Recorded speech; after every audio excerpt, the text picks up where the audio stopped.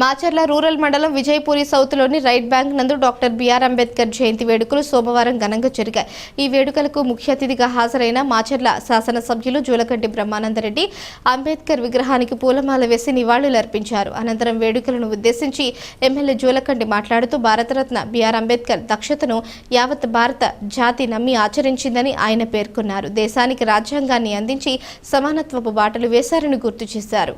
అసమానతలు లేని సమాజం కోసం అహర్నిశలు పోరాడారని అన్నారు. ఎస్సీ, ఎస్టీ, బీసీ వసతి గృహాలకు ఎన్డీఏ ప్రభుత్వం 50 కోట్ల నిధులు కేటాయించి ఆధునీకరిస్తున్నట్లు వివరించారు. త్వరలో 1200 కోట్లతో పల్నాడు వాటర్ గ్రిడ్ ను విజయపూరి సౌత్ లో నిర్మించేందుకు సంబంధించిన శంకుస్థాపన కార్యక్రమానికి ఏపీ ముఖ్యమంత్రి నారా చంద్రబాబు నాయుడు, ఉప ముఖ్యమంత్రి పవన్ కళ్యాణ్ విజయపూరి సౌత్ కు వస్తారని తెలిపారు.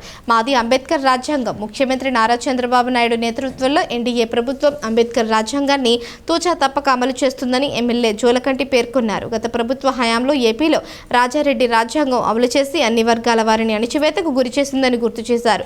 మొదటిసారి ఉమ్మడి ఏపీలో పక్క ఇళ్ల పథకాన్ని తీసుకువచ్చిన పార్టీ టీడీపీ అని చెప్పారు. సామాజిక పింఛన్లను ₹2 కిలో బియ్యం పథకాలను తీసుకువచ్చి బడుగు బలహీన అణగారిన వర్గాలను ఆదుకున్న పార్టీ తెలుగుదేశం పార్టీ అని చెప్పుకొచ్చారు. అభివృద్ధి, సంక్షేమం తప్ప వేరే ధ్యాస తనకు లేదని, 15 ఏళ్లలో చూడని అభివృద్ధిని నియోజకవర్గ ప్రజలకు చూపిన తర్వాతే వచ్చే ఎన్నికల్లో తిరిగి ఓట్లు అడుగుతారని ఎమ్మెల్యే జూలకంటి పునరుద్ఘాటించారు.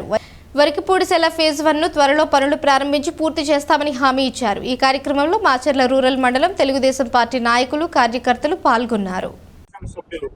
శ్రీ జూలకంటి బ్రహ్మానందరెడ్డి గారు వేదికను అలంకరించిన ఇక్కడి ముఖ్యులు మొదటి నుంచి గత 20-25 సంవత్సరాల నుంచి ప్రతి సంవత్సరము ఎప్పుడూ కూడా